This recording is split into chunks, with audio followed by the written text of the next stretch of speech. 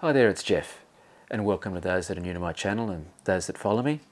In this video I'm going to be showing you my sliding crosscut fence jig that I have made here. It's to suit my table saw, and it's very easy to make. But the good thing about this jig, and I want to share with you, is that it can be adapted to any angle you want, and it's really handy if you're making repetitive mitered cuts. And for example, if you are using moulding and you're making your own picture framing, you can set this jig up to make repeated cuts at the same length. In my case at home here, in my project that I'm doing at the moment, I'm doing some wall paneling, and I'm pretty much doing that sort of thing where I'm repeatedly making mitered cuts to certain lengths in my ends and the sides for wall paneling as well. So keep watching and I'll show you how easy this jig is to remove and put on, to set up and make cuts with this miter attachment for your table saw. Alright, what I want to talk about first before that jig is the modifications that I've done to my sliding or carriage to this saw. And with these saw stop, with this sliding carriage, it's actually got two tracks that are built into it. And they're like a T-track sort of setup. And what I've done first is I've made a couple of blocks, and I've put one on each end, and there's just a bit of around about 3/8 steel thickness, and it fits in between the T-slot. And I've drilled and tapped a thread through the middle of it. I think I've done about M8, something around that. And then I've drilled and tapped 2 threads on the outside and used some grub screws to actually lock this into position in this T-track setup that's on the carriage. So I've actually got one on each end, front and back, and that's what I use to help lock my jig into place. So I'll grab my jig and I'll show you how this just quickly goes into place once you have set it up.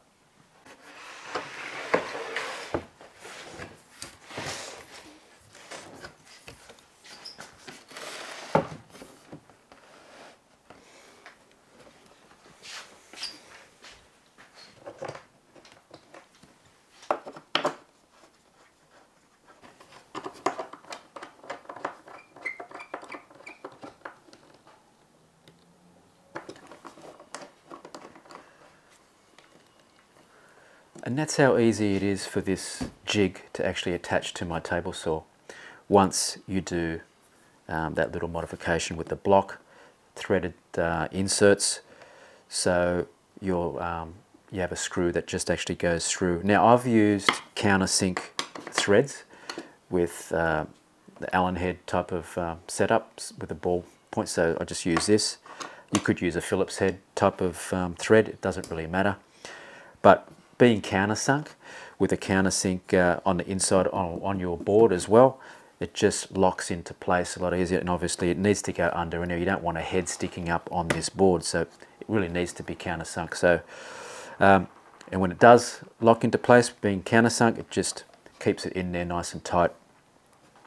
Now I've used the Matchfit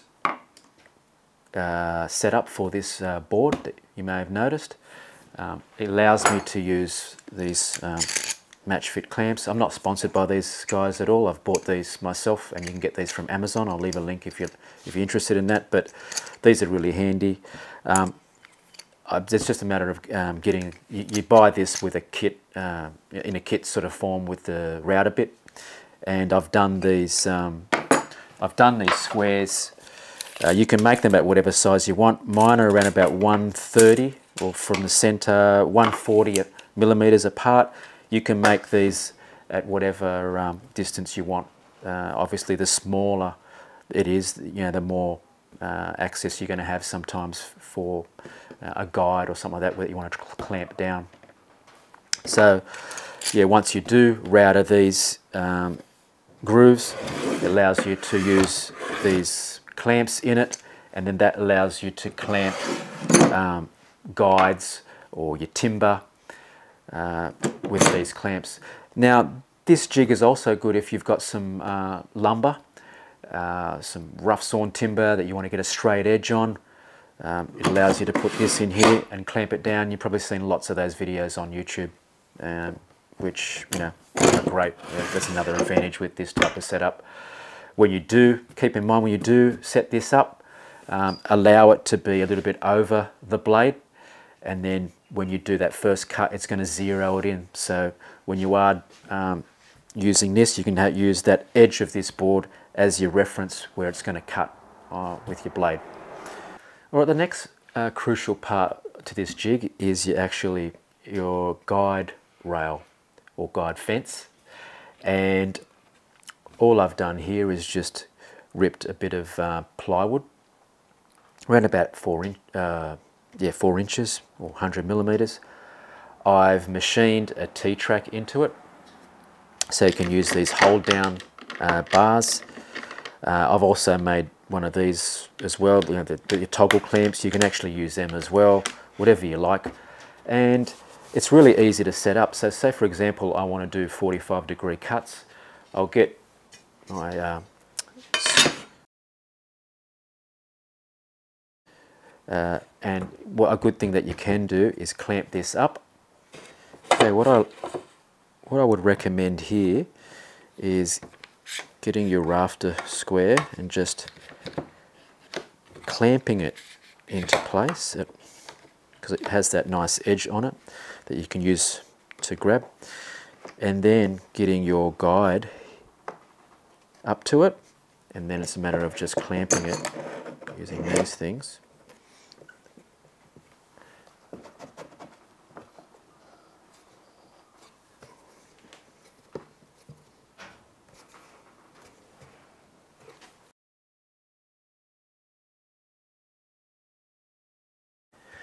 Well, that's how easy that is to set up. And you know, this guide now, because this edge here is your 0 point to your saw, it's set up at 45 degrees. And if you wanted a particular sharper angle that you're after, you just basically use an angle finder, whatever angle that you wanted to, and you could set it up off this edge here and set this guide rail up to this, or whatever, you know, angle that you actually wanted to. So that's how easy it is to set up, and it's a matter of using these locking tabs that you can get. I'll leave links to that if you are interested in doing something like that, but toggle clamps to hold your material down. Now I'm going to cut a couple of pieces of moulding that I need to make, and I'll show you how to set up if you're going to do repeated cuts to lengths of those mouldings. Okay, I've got my moulding here that I want to cut and miter, and what I do is I always cut a 45-degree on my drop saw, just to make it easier. So all I'm going to be doing on this jig is the opposite one, and this can be used to set up to make repetitive cuts using it like a stop block. So what we do is we just put this in here, and we mark off where I want the cut, and it's just a matter of marking or lining up this mark that I've got here on the edge of this jig. There. And then I've just made like a 45-degree stop block that will go in there, but before I do that, I clamp this down.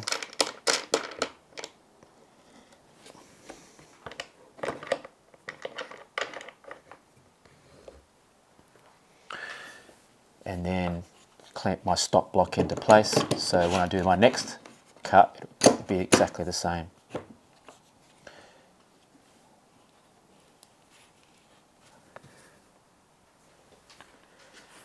And that piece is set up. So let's cut it, and we'll cut my other piece and look at the results.